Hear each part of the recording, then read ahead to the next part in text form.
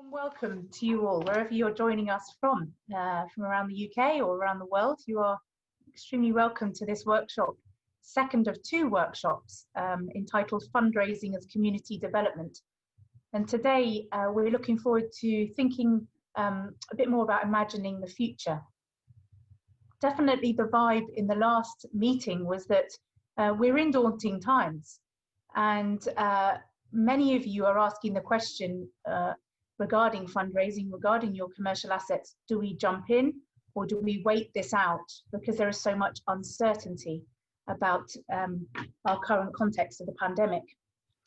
And we hope that in this session, because you're fewer in number, this can be quite an intimate space where you can share good and bad practices of fundraising and to think about some of the issues that you are each facing in quite a bit of depth. So we hope it's helpful to you. And of course, we have the most wonderful panel to stimulate conversation. We have Stuart Graham, who is in York. He's the Director of Fundraising for the Archbishop of York Youth Trust, with lots of previous experiences and jobs of fundraising. We have the wonderful Sarah Rogers, who is on the steering committee of HeartEdge, and she also works for Watermark Associates, with lots of experience of helping churches to engage with their commercial wing and helping them to align their values and practices to their fundraising. We are really sorry to report that unfortunately Joe Bowcroft Mitchell, who is the Generous Giving of Stewardship Team Leader of the Diocese of York, is not able to be with us today because of personal situations, but she hopes to take part in future workshops. So we will miss her today, but we do have Stuart and Sarah to trigger the conversation. Just a couple of housekeeping matters. If you could keep yourselves on mute, as I think most of you are. We are recording this session and it will be available to people afterwards on the Facebook page. Do feel free to get up, stretch, walk around, take off your camera and make yourself a cup of tea. We hope that you feel comfortable. We will run for an hour and a half. If we run out of things to say, it may be shorter. So you are most welcome. And do please be putting your comments, your chats, your experiences in the chat to the side. That's enough from me. So over to Stuart. Thank you. I don't think, Kath, I've ever been accused of running out of things to say, but you know, there's a first time for everything. I think a lot of the people that are here today are different from the people that were last week, which is fine. So maybe if I unpick a little of what we talked about last week. This whole plan of a discussion on fundraising, it comes out of a book which Henri Nouwen, the Catholic theologian, wrote, called A Spirituality of Fundraising. But one thing I like about it is it's very short, but it talks about how inviting people to fundraise is inviting people into the kingdom. In it, he says, and I think I can stick this into the chat box, fundraising is about proclaiming what we believe in such a way that we offer other people an opportunity to participate with us in our vision and mission. He said a lot of really useful other stuff, and I would heartily recommend getting the book. But he talks about how actually quite often we see fundraising and commercialization and all the stuff like that in a kind of negative way often in the church. We're a bit worried about it. We're not sure what it is. We're not sure what it does. We rely on those of us that have experience in it to do what some people call the dark arts. I'd like to point out that I've never had a Hogwarts experience, so I didn't go. And we're just uncomfortable sometimes with that language. And so what we started to do last time was unpick how actually fundraising is community building. Because when somebody says, when somebody gives a £10 note to a hospice, what they are saying is, I want the world to be different. What they're saying is, I believe people in my local community should have good end-of-life care. Or they're saying, so-and-so I know had end-of-life care and I want to memorialize that. And they're saying, I want to change the world. And actually, in fundraising, or and a bit different commercializing, but similar, we're saying there is a different way of being. And if we can see fundraising as part of that, then hopefully that can help us to bring the money in that we need in order to carry out God's mission. In that we believe in a God that provides, and we believe in a God who gives us what we need. And actually, there are countless stories of people fundraising in the Bible.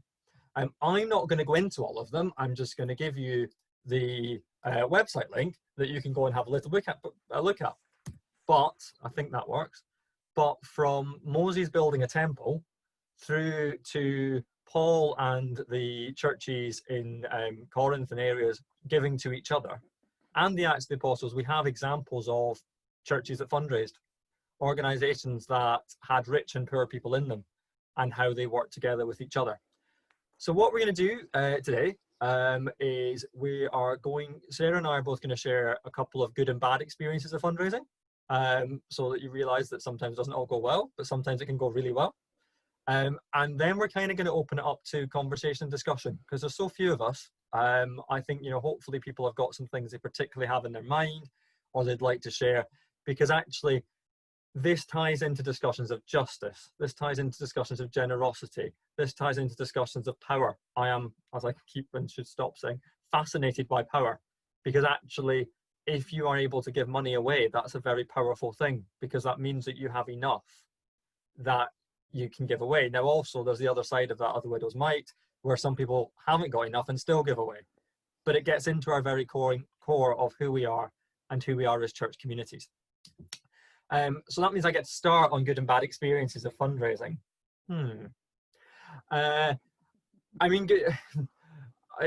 suppose one of the ones that fits well with this, I used to work at a hospice, and we ran Light Up a Life every year, which is, as many of you know, it's the annual celebration of remembrance. It really is. It fits into the whole world that we are remembering people. And over a couple of years, we managed to increase the income on that campaign from 30,000 to about 60,000. And the way we did that, it's a very difficult line, because I think, as we say with fundraising, there's a real close line between making sure we honor people's roles and situations with making sure we actually make the money we need. But we tied more into how we helped people remember their loved ones through us. So one of the things we noticed we hadn't done was that one of the organizations, one of the sites, didn't really connect with the event at all. And so we looked at how could we help people remember their loved ones and potentially help donate towards the hospice to continue good end of life care. And that seemed to be a way of both honoring people's loved ones, but also raising the money that we need to continue to do that, because it was a community we were building of people who remembered their loved ones through us. On the flip side of that, I did once organize a campaign, direct mail campaign, to 5,000 people. We spent an awful lot of money at it and brought in next to nothing. No, not quite. That's extreme conversations on that, but it didn't bring in nearly what we wanted. But what we learned from that was that actually the community that we thought we had wasn't as strong as it was. And I think that both of those experiences, while they're bigger than scale than maybe you're looking at, kind of taught me a lot about actually the maxim that people tell me on fundraising is people give to people. And that actually there's a bit around how do we ask people, how do we articulate what we need, how do we proclaim our vision, what's the picture that we're pointing towards. I've got lots of other good and bad stories, both comedy and not, but I think that's a start to how we go. I'll let Sarah move on, and then we'll see where we go to. Hi. So I think when I was thinking about sort of situations that went wrong, I reflected on the fact that actually a lot of them had really interesting learning curves embedded in the failure. And I thought, I know, so when looking back at one that was sort of a sort of all out failure, I couldn't really come up with one, because in a positive way, I've taken so much of that failure forward in other funding bids, in other relationship building. I've also gone back to square one a few times and learned, not necessarily the hard way, but learned a lot through the failure. So I was thinking, I was working for quite a big church in West London. I was brought on board to help the cafe convert from being run as an in-house cafe into being a cafe that was funded. We got the funding. I didn't have to go out and get the funding, but I had to facilitate the funding. And I think that I bring that in now because it was a very high mission. It was about bringing people who came from sort of challenging mental health backgrounds, weren't able to work, weren't naturally able to work in places like Pret or Starbucks. And so we had a very high mission to fulfill, and that was to teach these young people how to make a coffee, how to make croissants and cake and work on a till and be confident in a public facing situation. But from the church's side, we also had a sort of ambition that it was going to be a successful cafe, that people that came in off the street and got their coffees on the way to this tube station would actually have a hot coffee and come back, ideally. So we had what I thought was a sort of wonderful sort of scenario. We had a lot of funding from an outside funder who was funding the cafe and the cafe mission, fantastic chef who worked tirelessly to get the barista quality up. We did lots of research, did lots of benchmarking with successful high mission cafes like London City Mission and St. Martin's in the Fields, how we kind of could be a player in the same arena. But what we found was, well, we were at odds with, we found very quickly that the mission of the cafe, the mission of the funding and the funders was at odds with the mission of the church, which was this still had to be an income stream. It still had to meet the needs of the conference rooms. You have a very short honeymoon period where, if you've got clients that are renting out rooms and they've ordered their sandwiches, the sandwiches can arrive late once, maybe twice, but by the third time, you're having to firefight. And by the fourth time, you've either lost the client or they've stopped ordering from the cafe. So we had a sort of really rocky period, and we had, in the end, after about 18 months, we had to part ways. And what I learned along the way was that the mission wasn't in line with, there was a kind of collision of missions, I guess is the best way to say it. So we had the funding mission, we had the charity mission who was running the cafe, and then we had the mission of the church. And we couldn't find a common denominator that meant we could all live in harmony. And everyone expected us to reach the KPIs, the charity, the funders, the church.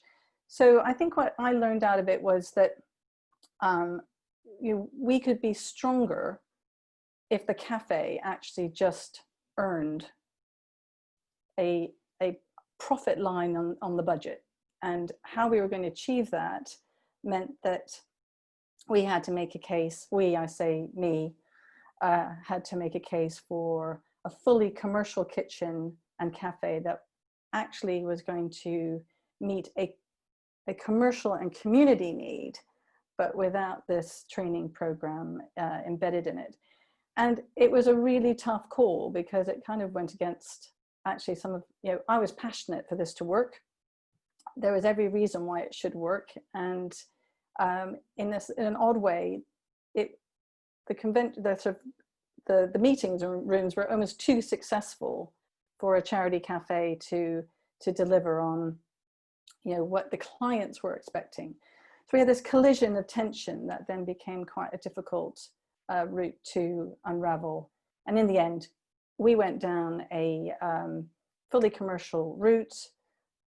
Also had a bumpy ride, but actually came out to be, we were able to grow on the back of that and put more money into some of our charity discounts so that we could feel like we were meeting that charity obligation. And we gave the discount then to charities that were renting the rooms rather than having the, you know, the charity within a kind of working model.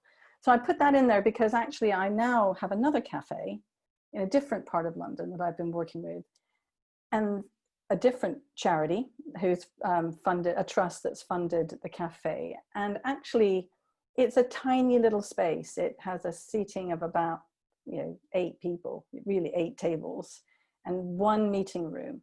And that charity training program works really well because it's totally integrated into the community. It's totally integrated into delivering a training program without the expectation of running a fully commercial business. We just want to break even. And so the demographics of the space, the demographics of the building, the demographics of the locale mean that all that learning I'd had in West London meant that that failure meant that I could be more honest, I guess, with my funders from Westminster City Council on this very small cafe that was really about getting young people into work. So that's a little sort of story about how a commercial enterprise, when you go into funding and you have to put a bid in, and I think I choose cafes because I know cafes are such a popular choice for churches and can be unbelievably successful. But sometimes you just have to run them as a purely commercial enterprise and put the mission to the side in some ways and re-look at what the mission is between your sort of stakeholders or shareholders and steward that money in a different way and not be shy to say, we need to be ambitious here. We need to have an income stream. We need to meet our community needs. And we can be much more successful as a church with people in the building that we can talk to and pray with. We ran a little morning prayer session. We could be more intentional in the space as long as rather than behind the counter. And it was quite a steep, it took 18 months for us to get there. And I can't say that we all left on happy terms, but the good side of the story is that all of that group of people went on to work with one of the big housing trusts and decided actually that coffee wasn't for them, but they could run a furniture workshop. And they ran a furniture workshop, and all that hands-on sort of delivery was actually, it ended up being a happier place for both the training program and us. I think and I think they managed to keep their funders too, but I'll say that, I'll sprinkle that on as pixie dust, but I'm not sure that's true. But anyway, I think that's sort of where funding and commercial activity can clash, and you've got to be quite, you've got a lot of people to keep happy, and it can be a bumpy ride, but you know, not one to shy away from. So that's my story. Yeah, no, and so much in it, Sarah. There's so many bits. I'm like, oh, I could pick that up. I could pick that up. I could pick that up. I think the interesting bit that I pick up is or the bit to begin with picking up is the bit about mission. Is about the mission of the 3 different organisations being different. Because actually, quite often, fundraising ends up being the bolt-on, or commercialization ends up being the bolt-on. Yeah. It's like, oh, we need to bring some money in. We better get a fundraiser soon. And actually, half of my work is often, so what do you need money for? Yeah. So how much do you need? So, I mean, imagining the future this year, it's exceptionally hard. I take my hat off to any of you in dog collars or who've been involved with trying to keep churches open or clean or whatever it might be in the last 6 months. And then this morning go, what does that mean with this, Ros? But actually, defining that success is really important. Defining that sense of what is our mission and what are we trying to do. And therefore, how does fundraising, how does commercialization, how does partnership working, how do all these things come out of our mission? As I said, it actually makes fundraising easier. I have a reasonably high trust fundraising response rate, but not because not because I'm good, but well, I'd like to think I might be, but because I don't apply for a lot of funds that I don't want, that I don't think I'm eligible for. Yeah. So I don't spend a lot of time hoping that I might be able to find a way of shoehorning a project into a funder that might give me money. But because actually, by the time I send an application in, I am 50 to 70% certain that it at least definitely ticks their boxes. That I want the money that they're going to give me. I don't mean that in a bad way, but the worst thing you can do is end up with 3 years of funding for something that you kind of thought you wanted to do, but then you suddenly went, and also that everybody in the team is understanding the same thing. So part of what I've learned to realize over fundraising, particularly in a church setting, is helping the church decide what success looks like or what mission looks like, makes it easier for the future, because actually you're then able to explain a year later why you achieved what you said you were going to achieve. And you don't have the curveballs that somebody goes, but I thought you were going to do this. And it's like, they can say that if they've not been involved in the conversations. Yes. But actually giving people the freedom to understand and help you open those conversations and unpick all of that sense of our mission means this. It might mean we're not doing this. It might mean actually the parish next door is doing that.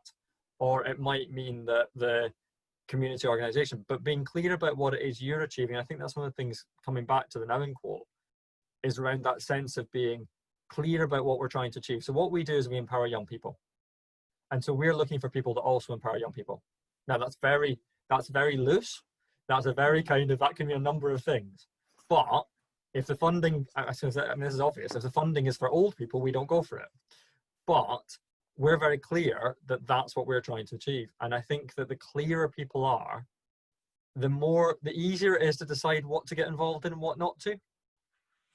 Yeah, absolutely. I think you're completely right. And who is your community, and what do they need? And everyone's, churches all sit in very differing communities, and there isn't one size that fits all.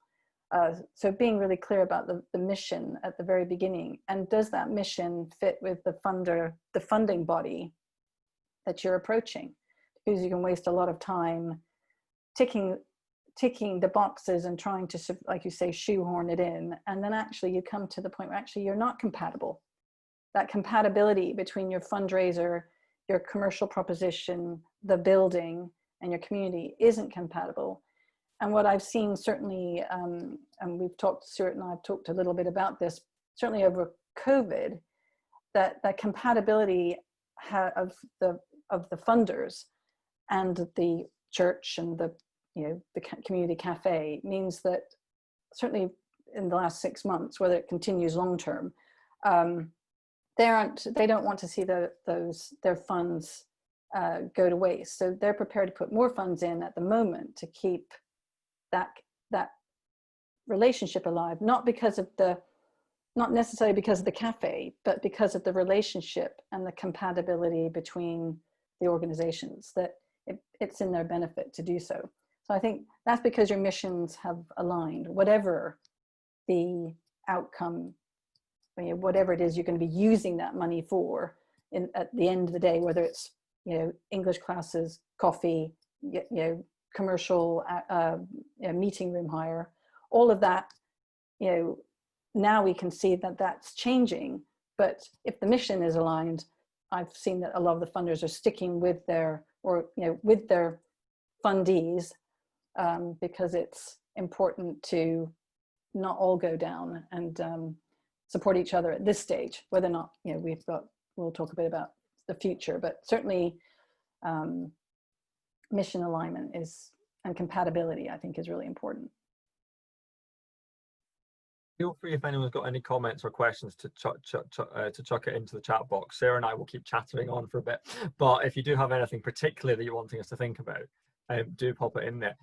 I think one of the interesting things that Sarah sort of sparked off on me there is the bit around this sense that there are really big funding bodies out there that are just waiting to fund you. Now, there are to some extent, but it is much easier, when I said earlier that people give to people, to get money out of both people that are interested in your mission, to work in partnership with people closest to you.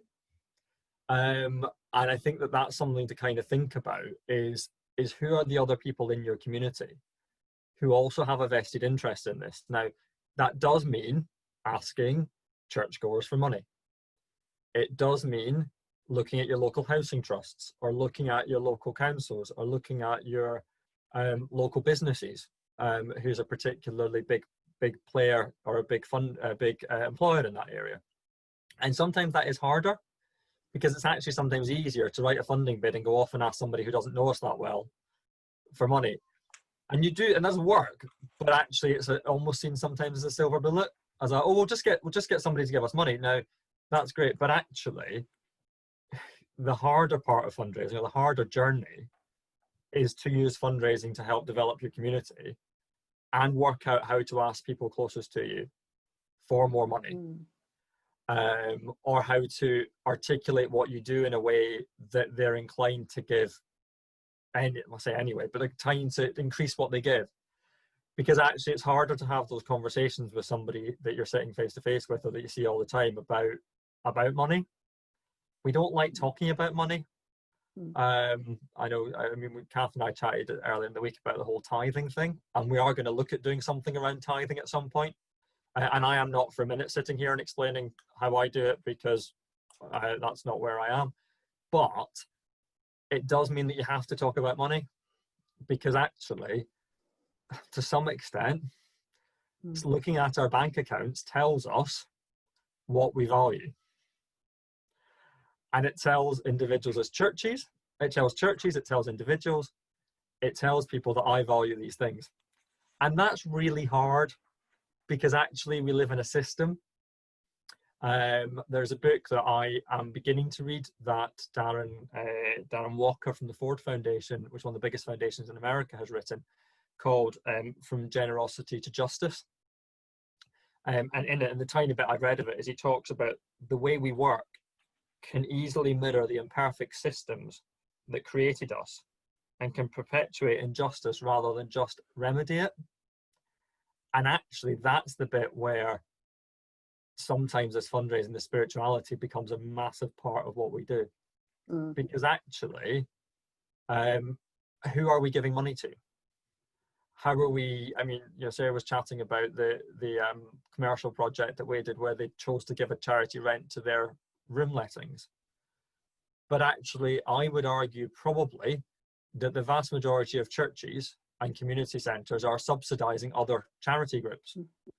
Now, I don't think that's a bad thing, and I'm not here to say charge market rate for every organisation that uses you.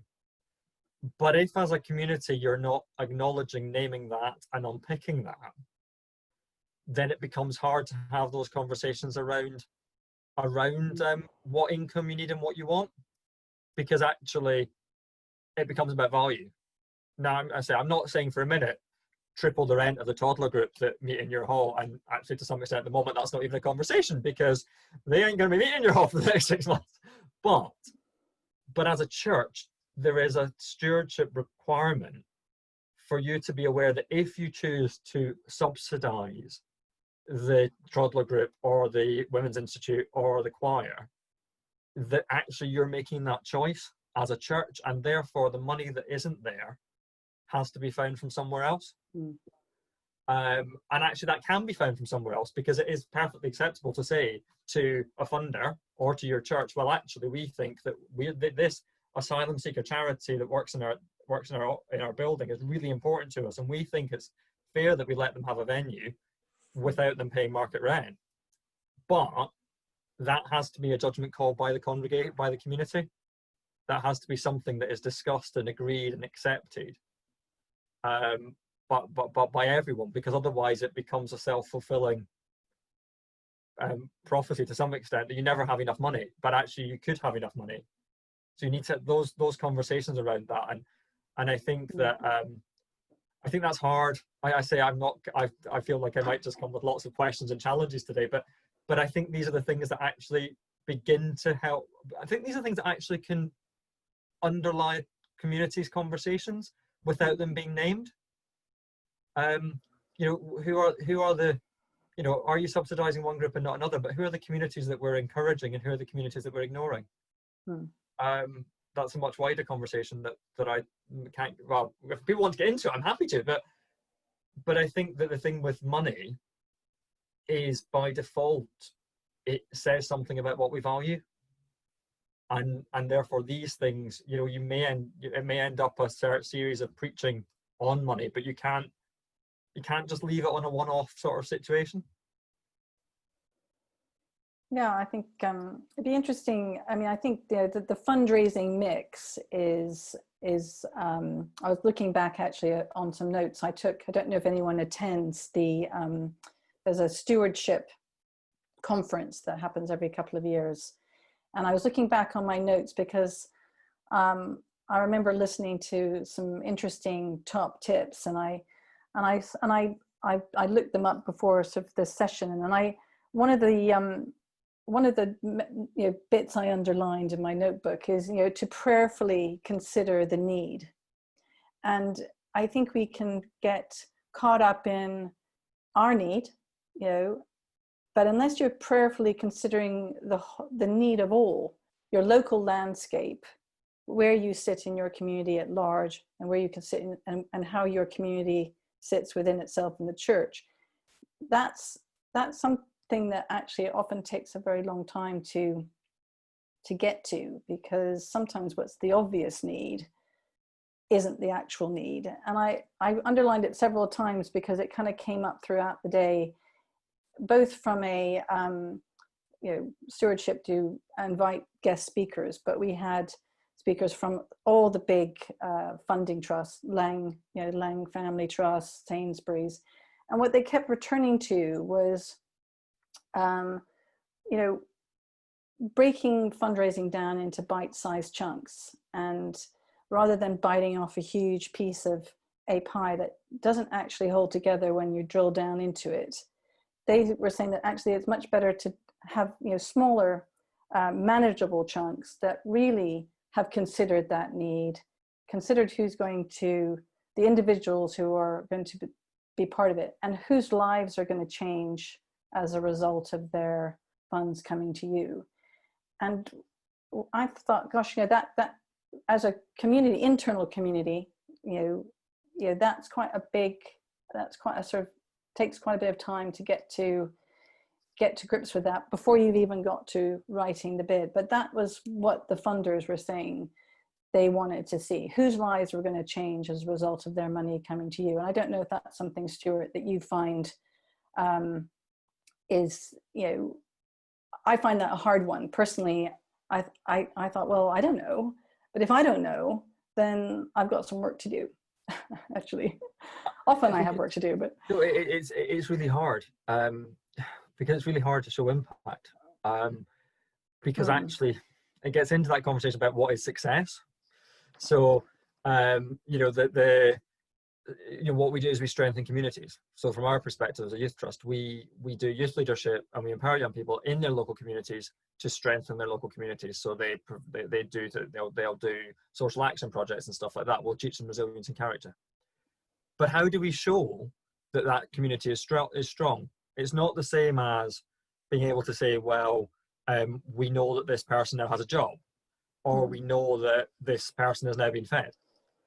And churches, impact is really hard because it's really hard as a church to say, well, I was really successful this year because I've got extra people in, or to know I was really successful because we did this or we did that. And funders often, I mean, with trust fundraising, that is often what they look for. They want to know exactly how many people you're going to help. And in the best will in the world, it is very hard sometimes to say, I am going to help 10 people. Because actually, it might be 10 people that are really difficult to work with, and that'll take a long time. Or it'll be, you'll actually want to help 100 people because there's 100 people with need. Because the need is so, the need in your area is so big at the moment. At the moment the need has just gone through the roof to some extent. We've been shown, to some extent, what COVID has done is it's shown us how the needs of the community that we already knew. I mean, to some extent, the issues of mental health, of connection, of isolation, of all these sorts of things. But actually, therefore, being able to articulate how your intervention is going to meet that need becomes quite challenging. Yeah. Because actually that's what a funder wants to know. The best funding relationships are ones where you have said, I'm going to do this, then you go off and do it, and then you report back and say, I've done it. Or you report back and say, I didn't manage to achieve it because of this, this, and this, but they're all valid reasons as to why. They're all valid because actually life doesn't work out the way we want it to. As I think we all realize at the moment, it's never quite black and white. But what a funder wants to know often is, have you done all that thinking? Yeah. Have you sat and looked at the question, what are you trying to achieve? And can you articulate an answer which doesn't have doesn't necessarily have all the answers, but that shows the method and the way you're working, and actually means that you're open to doing things differently. I mean, the church I was part of in Manchester now has a refugee project in our basement. We had no idea at the time, sort of a couple of years ago when something happened, that we needed one. But I happened to respond to a Facebook group post where somebody went, does anyone have any space for a refugee project? And we were in the space where actually it felt like God had called us, had almost done something in the basement, tied it up to be able to say, yes, we do. But actually if you're clear on your mission and clear on what you're trying to achieve, you find people that want to do it with you. You just have to keep yourself open and things like that. Sarah, there's a question here about how do you evaluate and decide whether a commercial project is something to do? So that's from Rakgadi. So yeah, well, I think it's whenever I'm asked to come into either a heritage site or a church, and churches are heritage sites as well. So often that commercial project is something that people already have an idea of what they're interested in, either from a community side or from a church perspective. You know, there's an internal and an external questioning that goes on before you decide to do anything. I think that's the main answer to that. For me, it's often, will that commercial proposition stand up where you are in either your village or city center or suburb, and what does your local landscape look like? Because any business needs to sell something, have a product, whatever it is. There is a product, they need to market it, and you need to have the resources to deliver and build a loyal customer base. So if you're trying to be a coffee shop and you're next to 10 coffee shops, you know, where's the other phrase that I quite like is where's the fruit? What's going to make you stand out from your competition? And you need to come at any commercial project with a business hat on, run the numbers, do the benchmarking, think about how that aligns with your mission. So if you want to run a language school, then how is that aligning with the rest of what's going on in your building? So I think there's a long sort of checklist, but of alignment of the proposition, the commercial proposition or project versus everything else that's going on. And if it's going to be a commercial proposition and a project that's going to be successful, do you have someone within the organization that can run it and understands how to run a business? Really simple, because if no one knows how to run a business, what do you need to do in order to get the right kind of talent and thinking and competencies in to make sure that the commercial proposition isn't a bust? So that becomes quite a long checklist, but it's the same checklist as starting any startup, whether it's in a church or in a community center or on the high street. You have to go at it with a business plan and decide whether or not it's going to fly, and then you've got to give yourself a period of trial and error to figure out whether or not you've got it right. So I'm trying not to hedge, but you have to evaluate like a business, and you can't evaluate like a mission. you have a mission, but you aren't providing a mission. You're actually going to start a business. You want to make some money out of it. What does that look like? What makes you stand out from the rest of the competition? And do you have the right resources on hand to run it professionally and be accountable? So I don't know if anyone else has any questions on that. I mean, I hope I didn't sound too woolly. I mean, maybe. Getting it, and Martin's saying that, Martin's coming in and saying that a retired Christian small business managing director mentored everyone involved in the project, and I think you're saying the same thing.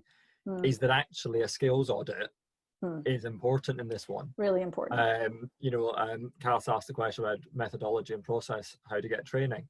People have done this before. People have done it before in a church setting, but they've also done it before in a private setting, in a business setting.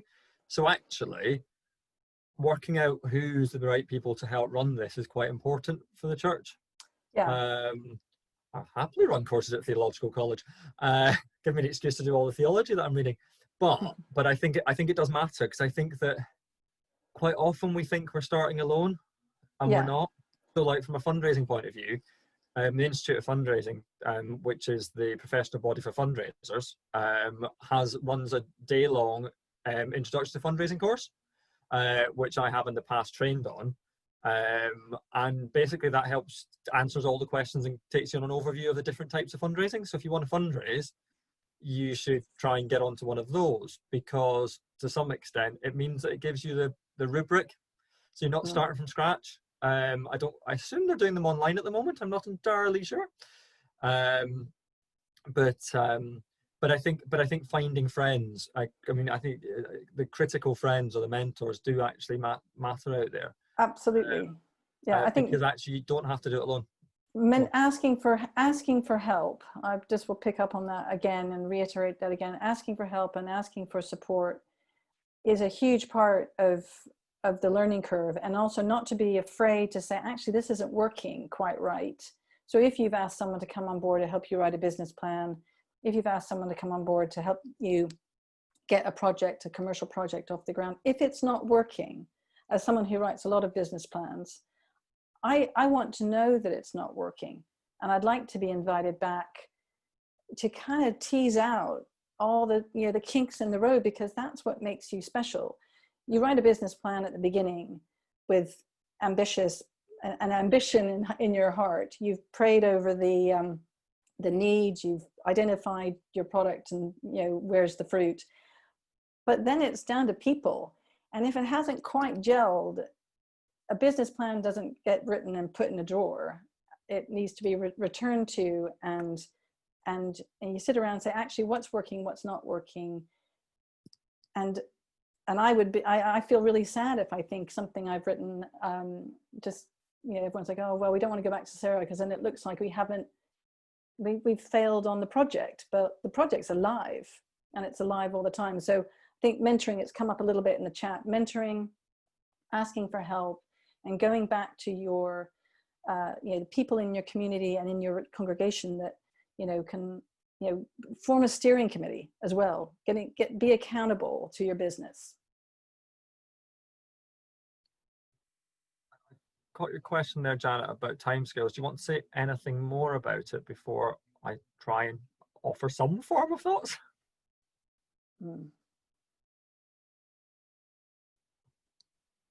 Just unmute myself there.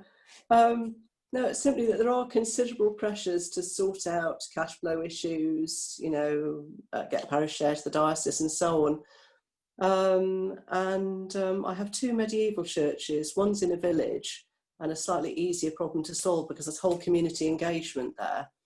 And one in a town where we've got a huge Minster-sized building, and everybody's obsessed with the building and loves it. But getting things going to sustain things for the whole community is really hard, and we're needing that time to work out a vision. I'm just wondering if any thoughts on getting that time.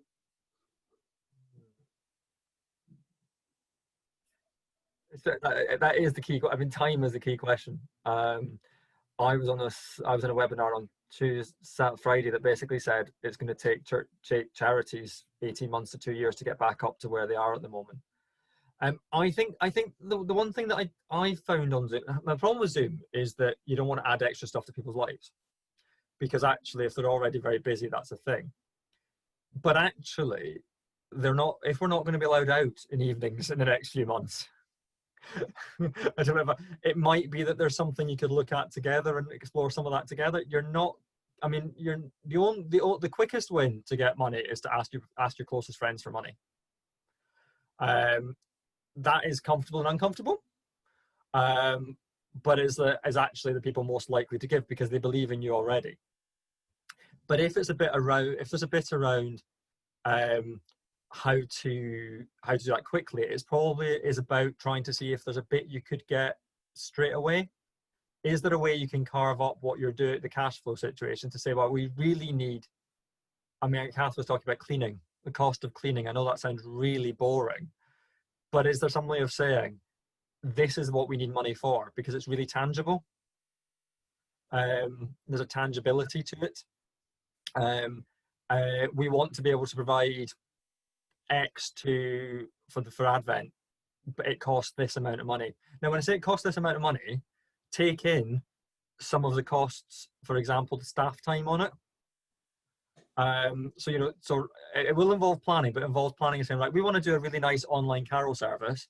It's going to take 3 days worth of vicar's time, 2 days worth of the musician's time, 2 days worth of, I mean, don't get into desperate details. And therefore your carol service actually costs about £1,500 to do. It probably cost that last year, but you never named it like that. Well, you might have done, but actually being able to say to your closest friend, by compartmentalizing it like that, it means they know what they're paying for to some extent. Because part of the problem is, and I mean, I was going to make a reference to one of the challenges the church has with parish share, is it's hard to explain always where that goes. But being able to articulate in a way saying, well, actually, this is the true value of something, this is how much it costs, and we think it's really important, it's easier for people to give to something like that. I spend a lot of my time trying to break down what we do in a way that can get, because it needs to be something that people understand. And actually that's where cleaning comes into it. If your cleaning bill has gone through the roof, to some extent, some people will give for cleaning. They won't necessarily give for other stuff, but they'll give because they understand that. They can see the difference there. Oh yes, and actually they did. Great, good. So that's a good story, yeah. Yeah, we got the cleaning money in no time at all. You know, medieval church had to go right the way up to high up sets of windows and so on. And so that was, and yeah, we're doing that on some of the big things like the east window possibly about to fall out and things like that. But if we did that for aspects of church life, we probably ought to be breaking that down more to make it easier to understand, and that may be something we can do on dark nights over Zoom. One of the churches that I've been actually, you know, met through Hard Edge has, lots of pews, unwieldy pews, dealing with some tough window restorations. And one of the things we've been talking about, none of it's happened yet, but is to, especially when the community is a bit transient, like I'm making assumptions about where your big medieval church is, but one of the things we've been looking at is where can you talk to the history of the church, and can you put some of these stuff, some of the little video snapshots of the window, so you talk to the personal history, and using some of your volunteers, just on record, just talking about what the window means to them, and posting some of that stuff. So you bring some of that history to life that can feel incredibly distant to people, especially if the community is not coming to church, they're not Christian, they're not interested so much in the faith, but they are interested in the building. So can you bring some, what I call talking history, to life? And some of that might be people within your congregation that have a story to tell where that window was important, even if it was something like, this is where I met my, this is where I brought my baby for the first time when she saw black and red. and she loved it and was mesmerized for an hour. And you bring some of the real today's history and try and align it with yesterday's history and put it out there on your social media and see if you can get more people in your community to share those stories. Because I know that some churches just seem incredibly hard to get your head around. They're beautiful, and we know they're beautiful. People come to see them, but they don't understand what makes them alive today. So that might be something that you could run over the next couple months, where people, some of your volunteers, if you've got blue badge guides, local historical society might be able to come in and just tell a few stories and get them out there, so that even though the doors are shut short term, the building is coming to life in a virtual way for relatively little money. That's a great idea. I think that I could really develop that, actually. I think that's going to help, because people, although we've got church open a little bit for Sunday services at the moment, people just have loved seeing pictures of inside of it and little bits of film, and that's something we could build on. We've got a wonderful local museum with a curator who is superb at doing tours. I made myself terribly unpopular by letting her back a bus up our drive to bring in a coach party who are a bit frail, so that they could come into church. But her talk was so engaging. I was enthralled, because I've only been a vicar there for about 3 years. I don't know the history, and that would be some community partnerships there. Yeah. I'm amazed at how much wealth of information sits outside your back door, and you don't know until someone says, "Oh yeah, that's I know this," because we all kind of have our own personal archives, and how do we share those in relation to our community history? I think it's really interesting. Anyway, living history, talking history, I think is a really great way for churches to engage with much wider groups, and tapping into people who are also struggling to engage with their communities as well. Poetry readings, there's lots of groups out there, knitting circles, whomever, they're out there also interested in some new information and a new story. So okay, that's inspired me to get going again. So thank you, both of you. There's just a piece around "that's my church." The number of times people say they'll walk past it and go, "That's my church." They'll never go in it, but actually trying to unpick that, getting the wedding story, the wedding pictures, or getting the community story, because actually it brings those people out, and I think that's really important. I mean, remembrance is a good place to do that, but I know of a vicar in York who actually went round all the memorials in their church and read all the memorials and tried to understand the stories and things, and then used an entire sermon where she talked about those memorials, and by default had the best fundraising / legacy ask, because legacies are really important in these things as well, without even asking for legacies, because she's just placing the church's need for memorial, need for money in the story. Is the fact we wouldn't be there if the community hadn't travelled that 800 years, or however long your medieval churches have been there, and it's been part of that, and people have given through that time. People have given their blood, sweat, tears and money through that time, and I want to hear how you get on that one, Dana. That sounds like a really exciting opportunity. Thank you. I shall report back. Anne had a question around how often to ask for money. Do you want to unpick that a little more for us, Anne, and then we'll see I say we have no answers, we have ideas. Yeah, it was just around the whole thing. So I've only been at the church for a couple of years, but when I got there was a big need to have the spire redone. But also we've got the heating system really needs kind of lots of input into. And so I kind of went with, actually, heating is going to impact people more, so there's more possibility. But it's just that a gift day will work better for that than a spa. So that's kind of, we've gone for the fundraise, for the external funding for.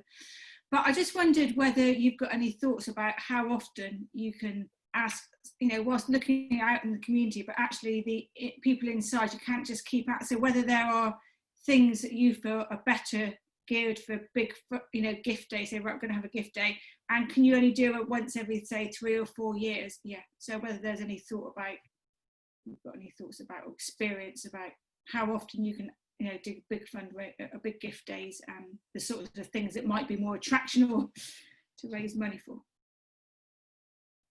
It's where I wish Joe was in this question. So Joe was our other supporter who has got lots more experience in church asking. I think my initial thought on that is that you ask for money every Sunday. Most churches will have an offering every Sunday, so you actually ask for money every Sunday anyway. So maybe part of it is about how you ask. I think you're right. You can't make it feel like people have to pay to be there. And different people have different opinions on what that feels like, which is a very difficult challenge, because some people will think they've not been asked at all and you've asked them 15 times, and other people will think they've never will feel they've been asked more often and you've asked them twice in 2 years. So there's not an exact science to it. I think there's a lot around one of the problems charities often get in trouble for is actually we don't ask enough. There's lots of evidence. The reason people give is because you ask. And so maybe the challenge is how you ask and what you ask for and what difference and what impact you do, and also how you feed back. So there is the fundraising cycle of asking, thanking, and feeding back.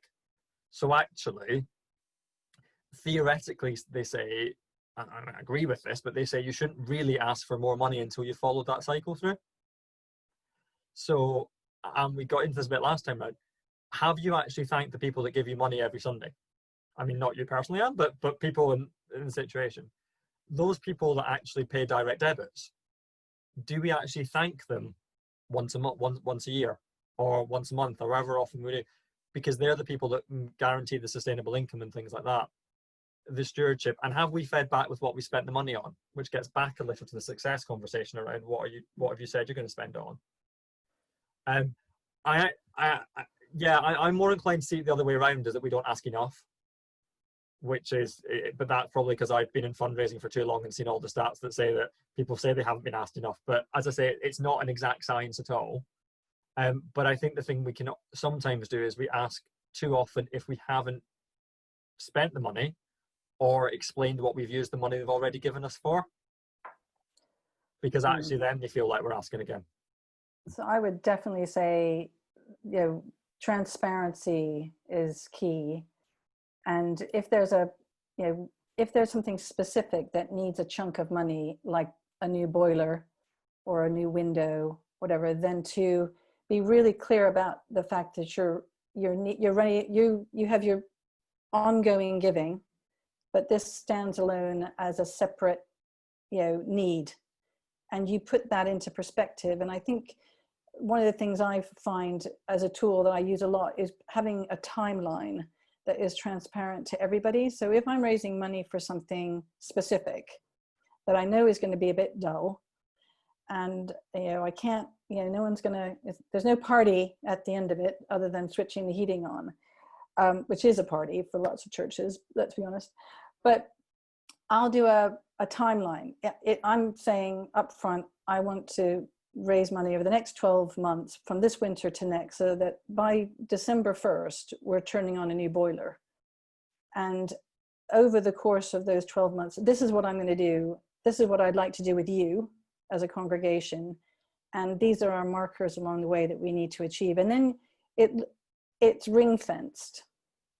And I think from from other projects I've done that are not church led, that's been a really good tool. And I mean, some churches find it difficult. I did talk to a vicar once. I wanted to put a little thermometer up to sort of say when we'd raised enough money for the clock. He looked completely horrified. There's no thermometers anywhere near our fundraising campaign. And I was like, yeah, no, let's just say how much we've raised. Let's shout about it. Let's be proud of it. No way. But I did manage to get on the website, we're raising money for this. And then if people come to you, now we live in a much more virtual world, they can see right away that you're raising money for your boiler or your stained glass window or your clock that hasn't worked for 2 years. So I think putting a timeline and being really transparent about where that money is going to sit while you raise it, and it's not going to be spent on something else, and being accountable to it's going to be ring fenced, that that money is not going anywhere else. other than this pot. And I think that goes a way to kind of build confidence for people to put their hand into their pocket above and beyond regular Sunday giving, tithing, the annual, the monthly direct debit. This is seen as above and beyond that. I wonder if that could work for particular generic costs as well. Again, I'm thinking aloud here. But what about on Back to School Sunday, that all the offering goes towards your children's and young people's work? That might, because it's money you've already budgeted. So if you've already budgeted for the year that you're going to spend X thousands of pounds on children and young people, or you're going to spend X number of pounds on the lunch club, or I mean, heat and light are things as well. But there are specific things, and you've taken your budget down. I mean, this isn't new money. This is money you've already spent. But I wonder, picking up on Ben's point about being clear what you're asking for, that actually being able to say on a Sunday, for a particular Sunday for an offering, that this particular Sunday, the offering will go towards our children and young people's work, or it will go towards our Christmas work, it will go towards our summer holiday at home for older people, might help the churchgoers to think, oh, I'll give a bit more. It helps them to feel part of that as well. As I say, I mean, I wouldn't do it. What the careful thing with that is to be clear, be as generic as you can be with it. So don't say all the money that you give us for Back to School Sunday is going to go towards our work for our Halloween pumpkin party, which I'm sure none of us have, obviously, but if we did, because then you have to spend £1,500 on a Halloween pumpkin party.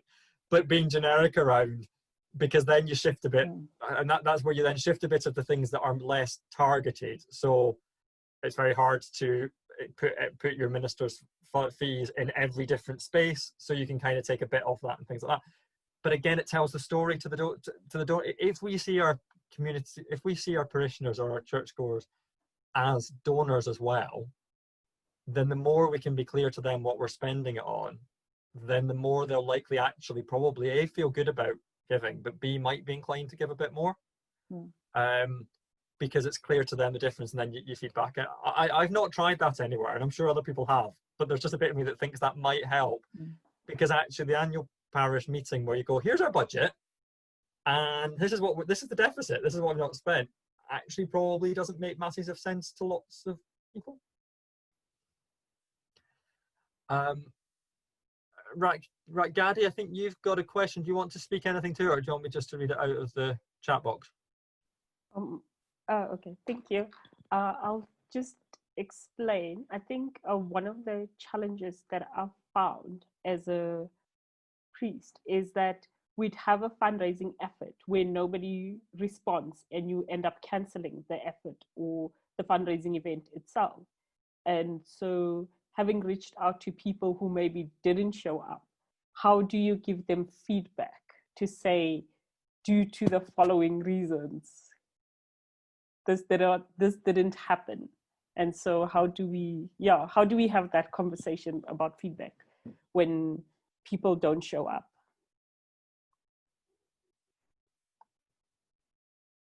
I feel like I want to look at Sarah for this one to see if she's got any bright ideas. So feedback is so important, and I think so. One of the things I think is if you've got is making sure you've got more than one shoulder to carry the weight of the feedback. I think from a sort of fundraising can sometimes, and any kind of business, step into the unknown, can feel like a very lonely place to be. So when you're asking, in any fundraising effort, I think having a sounding board for a steering committee or sort of mentoring group that can help support you in your bid if you're working alone. If you have a fundraising officer, sometimes they'll bring people on board into the congregation, within the congregation or the community that's helping to pull together a partnership type bid. But you've got to go out for feedback, and I think being afraid of feedback is a detriment. Because there are lots of funding bids fail, lots of businesses fail, and you know, but it shouldn't resonate as failure with a big F, you know, capital F. It resonates as, for me, it's a setback. This is a setback in where we're all going. I love what Martin and Carol said, you know, I choose to change the world through you. So this is a setback rather than a failure. And how you get that information out to everybody, I think has to be with absolute total honesty. But if you've taken on board the feedback of everybody involved in whatever bid you've had, and make sure that feedback, often it's hard to get feedback from the trusts because they're busy and can you hear me okay? Or I'm wobbling. We've got competing Zoom sessions in the house today. And I think, what was I saying? Lost my Wi-Fi is unstable in my head as well. So making sure that feedback that comes from the trust, and if you don't get feedback from your trusts or your funder, then I think if you can push hard and say, what were the 2 or 3 points, what were our misses here, and would you invite us back again to bid again? And I think that's important, because if the door is completely shut, then means your missions haven't aligned. But if you're close, most funders will come back to you and say, well, you didn't quite get this right. Go back to the drawing board and go back to the congregation, go back to your community, tell them the feedback, and put another bid in. And sometimes bids will give you another 3 months to pull it together, or you can, generally you'll get a clear steer on what's gone wrong. But from a congregational, I'm not sure if you're asking, Gadi, about telling the congregation. But if you aren't telling the congregation or your organization why you failed, I think the tendency is to feel really embarrassed that you got it wrong. And that is not the way to feel. This is, it's a busy landscape out there, and it's highly, highly competitive. And if you didn't get it right, then, take your learning, always have 360-degree feedback within your group who's putting the bid together. Did you get it right? Did you get the language right? Have you really established the need of whose life is going to change and how many lives are going to change? And go back to the drawing board and see it as a setback rather than a failure. I think that's important, because I think there's some failures that are our fault. Yes, we get things wrong, we mess up, we might not get it right. But there's also things that are completely out of your hands. So, from a trust point of view, the number of applications that a trust funder is getting right now compared to the amount of money they have to give out has got absolutely nothing to, you may have the best project in the world, but it's not fundable. It's just that actually the need is stronger elsewhere, or indeed somebody has friends in a different place, or they're just, for whatever, there's lots of reasons why it fails. So in some ways, the bit is to find about the bit you can change, is to work out which bit you can actually be responsible for. And I think, that's a key part actually about the pandemic moving forward, is that actually we're never going to replace the income of the last 6 months. The funding model that we had 9 months ago, which was reliant on commercial letting, was reliant on Sunday morning giving, was reliant on all these things, is going to take a long time to come back. But also it's going to take a long time to come back, and I don't think we can be held responsible for that not working. If those of us, if we'd known there was a pandemic coming, we might have done other things, but we didn't. So I think it's important for all of us to name that to some extent, and to find ways of being able to say that you're managing the things you can manage, and people respect that. I find with funders, if you go back to funder to say something hasn't worked, or you go back to feedback and they say this is wrong, and as long as you've done as much honesty and thinking as you want, now not soul searching to the extent that you think you're an awful person and haven't achieved anything, because I don't think that's true at all, but as long as you kind of have done as much as you can to make this work, that tends to work. And I think it kind of fits a bit with that conversation where if I bring us back a bit to where we started around how it's community development, is that actually none of this is in a silo. I think what Sarah and I would both say from our experiences is the hardest bit is when you keep this as a silo. is when fundraising is a thing that a small group of people or one person with expertise does, or the commercialization is that something somebody on the fringes does, or the hall manager decides who can and can't use the building and whatever that is that actually we have some really good examples in the Book of Acts and other biblical texts about how community is formed and how community is developed, and actually fundraising and commercial lettings and deciding who to let in and out, deciding who to work with and things, it's all part of that community building. It's all part of that call to point towards the God that loves us. And so actually that won't be easy sometimes. That might require hard questions, but that actually money has to be part of that. So there's one here from Faith and Leadership, which is C. Cavan Rowe, who talks about the Acts of the Apostles and thriving communities. So what a thriving community looks like, and he looks at 6 different things that the early church did in community. So talks about networking and how they networked with each other, and about visibility, how they were visible to churches and things. And I think that's quite important, and also about disagreement being healthy. And I think that's the thing that often at churches we ignore. And the other one, Messy Church have published a really good piece on messy money. So it's kind of from the theological to the other side. But I only spotted this last week, and I just think everyone should have it. It's Messy Money, Messy Church and the Ecumenical Council for Corporate Responsibility, looking at the story of Zacchaeus to help people talk about money. And as one of my friends said, quite often the thing is the kids will get this, and it'll be the adults that will struggle with it. But it's 10 to 12 pages of really useful how to use Zacchaeus to help a church discuss money and things. And I just think it's a really useful thing. I think we've done. I mean, does anyone have any particular questions or thoughts or comments before I ask Sarah to sort of wrap up if there's anything that she's got?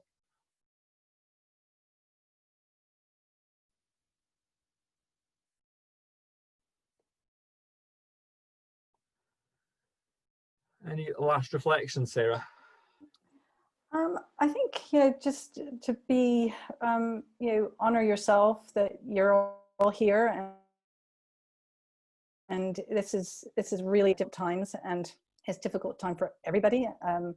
That we aren't quite sure of the landscape ahead of us, and I think we're not all alone. So the fact that we can share information and share partnerships and alliances is really important now. I think for me, fundraising is a mix. There is a fundraising mix, and even though I come to it with a sort of a business hat on and a marketing hat on, that also doesn't work in isolation. So for me, there are sort of 5 elements of the fundraising mix, even if it's income streams, sustainable income streams, and that's that there are statutory bodies that you can go to, and don't be afraid to ask. There are grant-making trusts, and you have to meet their criteria. They will have criteria. They'll be looking for that criteria. So shop around for your grant-making trusts and see if they have funds available for what you need. There are companies, and you will approach companies for different income and different income streams. And normally there's a quid pro quo there. You've got to give something that they want to have. Then there are community organizations. Who's in your local landscape? What do they need that you can offer? So space, time, safe COVID space. Can you offer them a big hall where people can socially distance and hold a meeting? Or run a food bank or a secondhand clothing drive or whatever. So your community organizations. And then number 5 are individuals. And all 5 of them work together. And from my lens, more than ever now, it's trying, we've said before in this last hour, not to silo, not to there's internal and external, and we're in a very movable space right now. So keep an eye on all 5 of those elements, and try and manage your own energy, because it's quite tiring at the moment to stay apace with all the changes, and really pat yourself on the back and standing. So Yeah.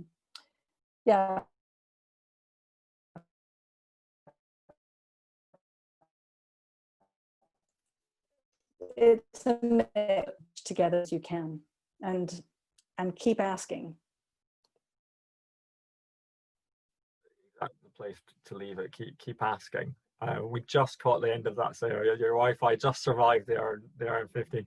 But yeah, keep asking, and keep thinking all this stuff through. As Cass says, Sarah and I are both happy to answer any other particular things that people have. We are looking at doing a series of conversations around generosity and justice and legacy fundraising. So if there's any particular topics or themes that you think are interesting, do share them with Ben and Cass, because it's a conversation that's ongoing and there are no definite answers. If I could have told you that the day I picked up a phone call at work that turned into a £600,000 legacy, that we'd have £600,000 18 months later, I just didn't know. I was right place, right time. And some of fundraising is that. Some of community kingdom building is that. It's allowing ourselves to be open to the conversations, being open to where God is prompting us or where people are brought to us. And I think remembering that as we go through this weird, strange winter, where lots of things aren't happening, is important, is that it's as much about putting yourself in the hands of God and in the hands of fellow travelers, that will get us to an end point that may not be anything near what we expected, but far deeper and far richer. Wonderful. Thank you so much, Stuart and Sarah. You have given us non-stop wisdom for an hour and a half, and I can tell from the buzz of the room, the Zoom chat, that this has been very, very helpful to everybody. You know, top tips, really helpful, really honest sharing. Thank you for your time, and just thank you for sharing your skills in this way. And we will really look forward to you coming back for this ongoing conversation, because it is not going away. And I think that, you know, there could be a really healthy series here ahead. So thank you to each one of you as well who've taken the time to join us on this workshop. We hope it's been helpful for you. Feedback is always really helpful to us at Heart Edge, and Ben has kindly posted the incredible number of other workshops ahead, depending on your interests. There's something for everybody. Don't miss Stanley Hauerwas, who is speaking live to Sam Wells on Thursday night at 6 p.m. That's going to be a big one, but there's also all sorts of workshops on disability, on fundraising, on grief coming up, just to support you and encourage you at this time of uncertainty. So I know we can't clap, but we are clapping in our hearts. Sarah and Stuart, thank you ever so much. Thank you, everyone. See you again soon. Bye-bye. Bye.